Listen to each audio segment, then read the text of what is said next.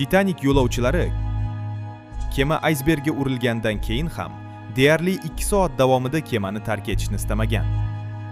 Odamlar Titanik cho'kmaydi deb ishonishardi. Qutqaruv qayiqlari yarim bo'sh holda suzib ketdi.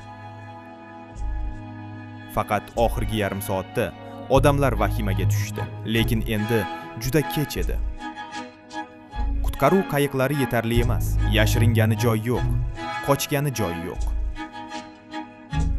Bugun men sizlarga shuni aytgani keldimki, biz ham xuddi shunday ahvolga, shunday vaziyatga tushib qoldik.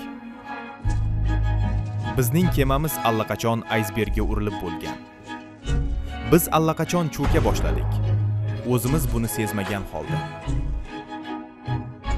Men shaxsiy erkinliklarimiz kemasi haqida gapiryapman.